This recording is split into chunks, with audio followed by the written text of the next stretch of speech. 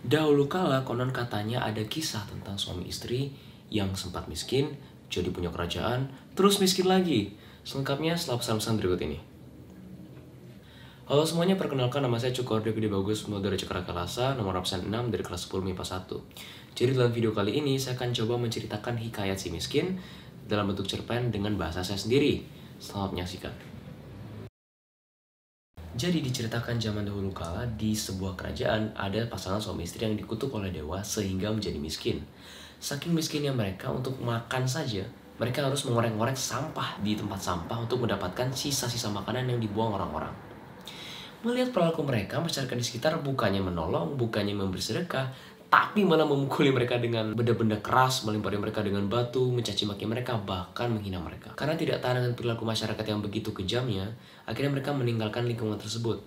Mereka keluar dari kerajaan dan menjauhi perkampungan rakyat. Hingga pada suatu saat sang istri hamil. Saat ia hamil, ia mengidamkan buah yang pohonnya hanya ada di lingkungan kerajaan. Mendengar permintaan sang istri, jelas sang suami menolak. Boro-boro sampai lingkungan kerajaan. Untuk memasuki perkampungan rakyat saja sudah hal yang sangat mustahil bagi dia, karena saking takutnya dengan perlakuan masyarakat yang begitu kejam.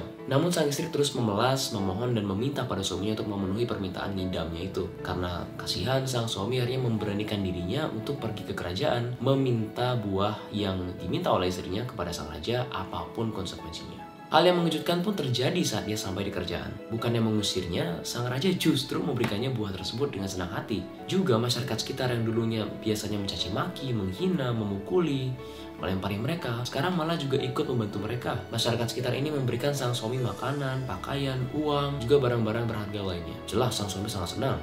Ia tak sabar untuk pulang menemui istrinya membawa sekian banyak buah tangan. Singkat cerita, akhirnya sang istri pun melahirkan. Dari rahimnya lahirlah 2 orang anak, seorang putra dan seorang putri. Putra mereka beri nama dengan nama Marakarma dan putrinya diberi nama Nilam Kesuma.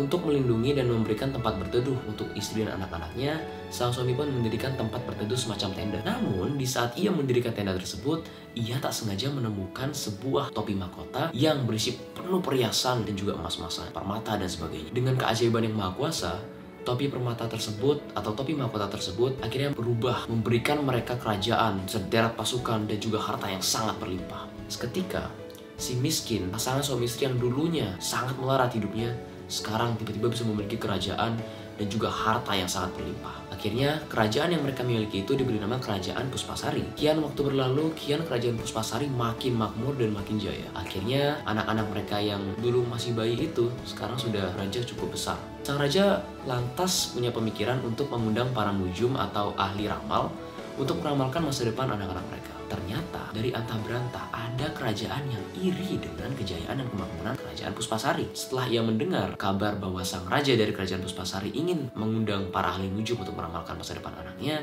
raja dari kerajaan antah berantah ini mengundang semua ahli nujum yang ada di pelosok negeri untuk datang dan mengajak mereka bekerja sama, bersekongkol untuk menjatuhkan Kerajaan Puspasari. Mengejutkannya, para ahli nujum setuju dan mereka bersekutu dengan sang raja dari antah berantah ini. Dan tibalah hari di mana para ahli nujum dijadwalkan untuk datang ke Kerajaan Puspasari. Sesampainya di sana, prosesi pun dimulai. Sang raja akhirnya bertanya tentang masa depan putranya dan putrinya itu. Para ahli nujum lalu meramalkan bahwa putra dan putrinya akan membawa sial bagi kerajaan, dan lantas sang raja percaya. Akhirnya, sang raja memutuskan untuk membunuh putra dan putrinya itu, namun dicegah oleh istrinya. Sang istri memohon pada suaminya, alias sang raja, untuk hanya sekedar membuang mereka dan tidak membunuhnya. Lalu Marakarma dan adiknya, Nila Kesuma, mereka diusir dari kerajaan dengan cara yang lumayan kasar dengan tujuan untuk menimbulkan rasa trauma agar mereka tidak pernah kembali ke kerajaan. Lantaran sang ayah atau sang raja sangat takut bila terjadi apa-apa dengan kerajaannya hanya karena 2 orang anak tersebut. Marakarma dan adiknya Nila Kesuma lantas pergi merantau jauh dari kerajaan. Seketika saat mereka pergi, Kerajaan Puspasari terbakar hebat sampai habis, tak meninggalkan sisa. Akhirnya Marakarma dan adiknya merantau jauh. Mereka akhirnya tiba di sebuah tempat yang mana mereka putuskan bahwa mereka akan bermalam di sana.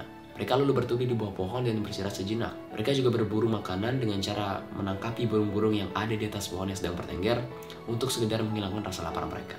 Setelah berburu, ya mereka mendapat banyak sekali buruan, cukup banyak untuk bertahan untuk malam itu.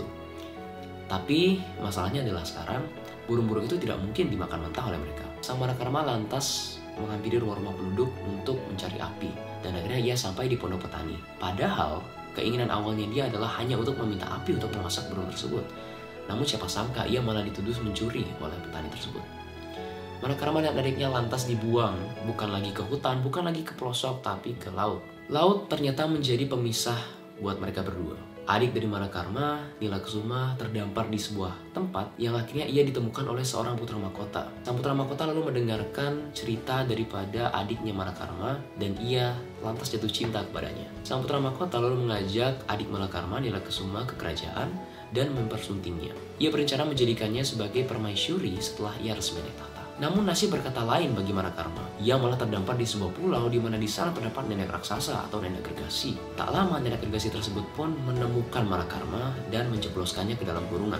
Di kurungan Manakarma ternyata tidak sendiri. Ada anak yang lebih dulu sudah terperangkap di sana, yaitu adalah seorang putri bernama Putri Cahaya Kairani. Di sana mereka berdua sudah sangat putus asa. Manakarma tahu bahwa dirinya dan sang putri akan berakhir sebagai makanan untuk sang nenek gergasi. Namun ternyata takdir berkata lain. Sekelompok pelaut akhirnya menemukan tempat yang merupakan rumah daripada nenek gergasi tersebut. Mereka lantas masuk dan menggeledah tempat itu. Mereka lalu menemukan Manakarma dan Putri Cahaya dan lantas mereka menyelamatkan mereka, mengajak mereka ke kapal dan kabur dari tempat itu.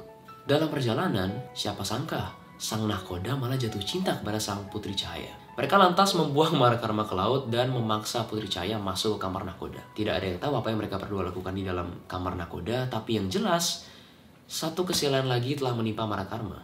Di laut, Manakarma tidak menemukan bantuan apapun.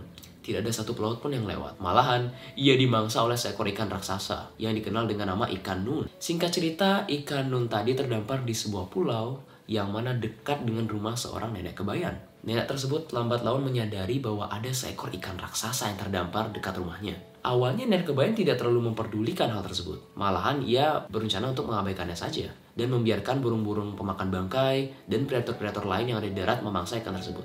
Namun tak lama kemudian ada seekor burung Raja Wali yang hinggap di atas ikan tersebut. Burung tersebut lalu memberitahu nenek kebayan untuk membuka isi perutnya lantaran di dalam ikan tersebut terdapat seorang anak raja yang terperangkap. Nenek kebayan pun lantas membuka isi perutnya dan benar saja, di dalamnya terdapat seorang Manakarma. Manakarma lalu menceritakan semua kronologi yang ia alami sebelum ia sampai di tempat nenek kebayan tadi.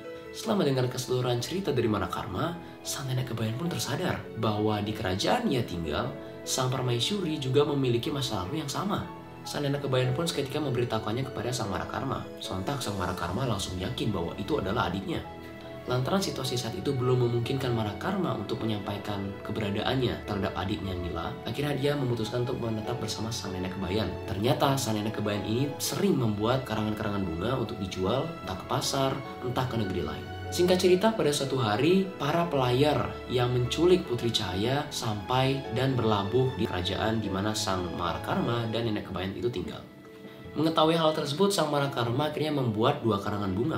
Salah satunya untuk sang Putri Cahaya dan satunya lagi untuk adiknya Nila. Dalam karangan bunga tersebut, sang Manakarma mencantumkan namanya.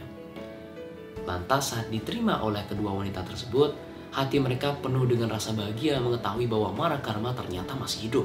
Lalu setelah mengetahui hal ini, adik dari Manakarma lantas menemuinya, mencari keberadaan Manakarma di tempat nenek kebayan.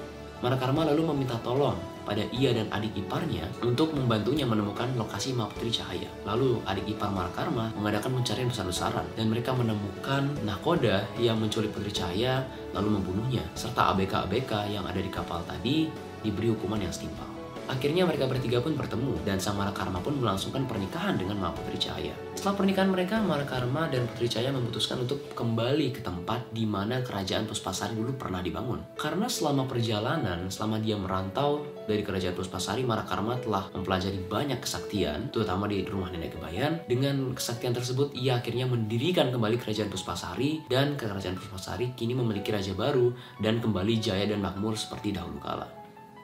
Dan hal tersebut mengakhiri kisah dari Hikayat Si Miskin. Saya Cokorda Gede Bagus dari Cakra Kelasa. Terima kasih banyak telah menonton video ini. Saya pamit undur diri. Peace.